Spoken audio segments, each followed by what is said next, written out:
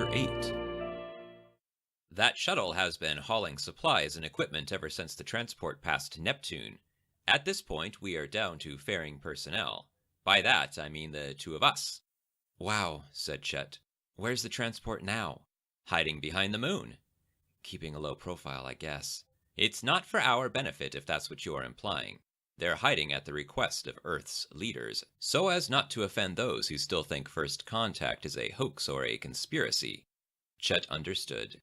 It was common to see skeptics on the news. Even Chet's grandpa had his doubts. So a ship like that is pretty expensive. The shuttle, I mean. How should I know? You think our mutual friend would share those kinds of financials with me? I mean... Mr. Pharaoh shifted in his seat. Let's just wait for security. I can do that, said Chet. It's just that I am tired of explaining every little detail about our operation.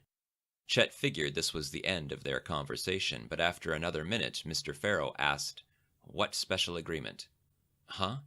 You mentioned a special agreement between you and our mutual friend. What was it? Oh, Chet cleared his throat. He agreed to help me try and keep in contact with someone, that's all. Mr. Pharaoh adjusted his seatbelt.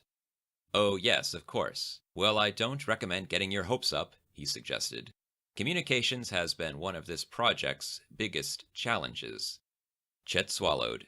Before he had a chance to perseverate on Mr. Pharaoh's response, a dusty pickup with the words "Security" painted on the hood skidded to a stop on the other side of the gate.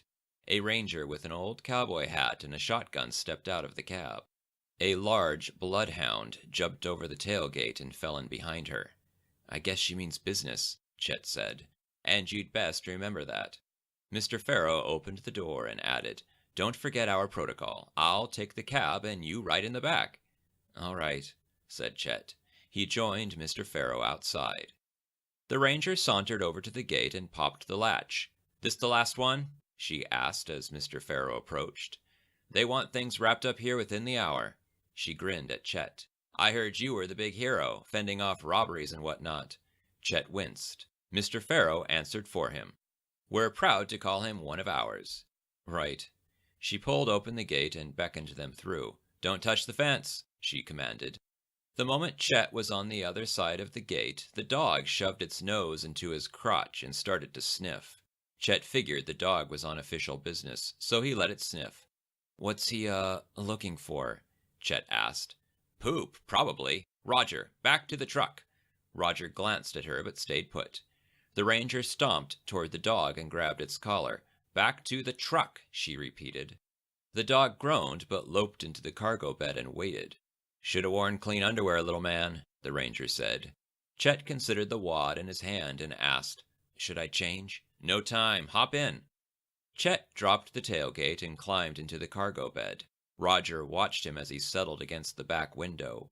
The ranger slipped her shotgun into a case and secured it in the cargo bed with bungee cords. It's not loaded, but keep Roger away from it, she told Chet. Roger looked at Chet and panted. The ranger hopped into the cab. The engine rumbled to life.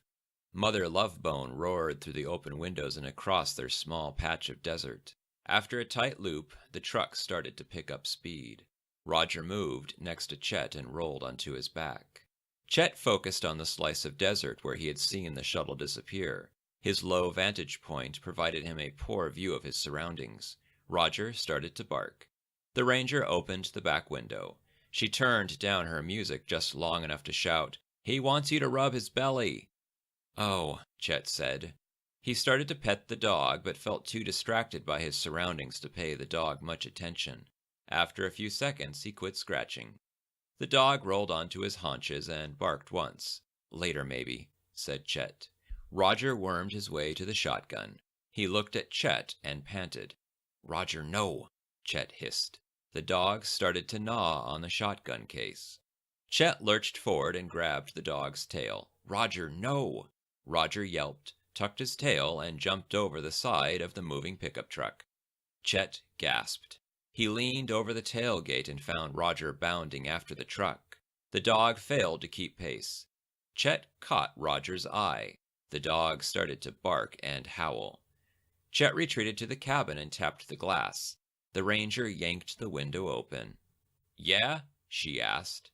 Roger, jumped. The ranger glanced at her mirrors and said, "Damn it, little man, I told you to rub his belly, not toss him overboard. I'll slow down, you call to him." She closed the window. Chet felt guilty. He looked back at Roger just in time to see the dog slow and saunter in a different direction. Roger disappeared into the brush.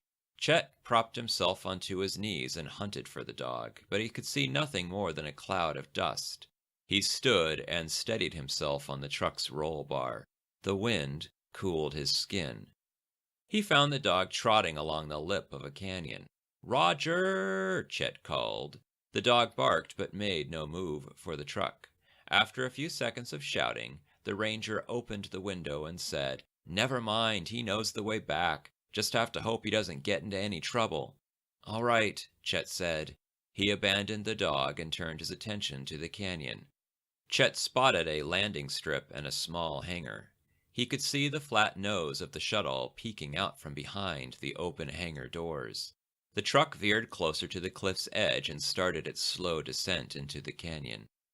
A pair of blue lights flashed from the shuttle as it slipped deeper into the hangar. It vanished into the shadows. A shiver rolled down Chet's spine.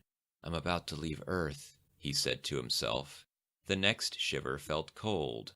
He would miss his parents more than anyone, but he lamented never having taken that first step with Beatrix. Chet hoped the CEO's promise would amount to something.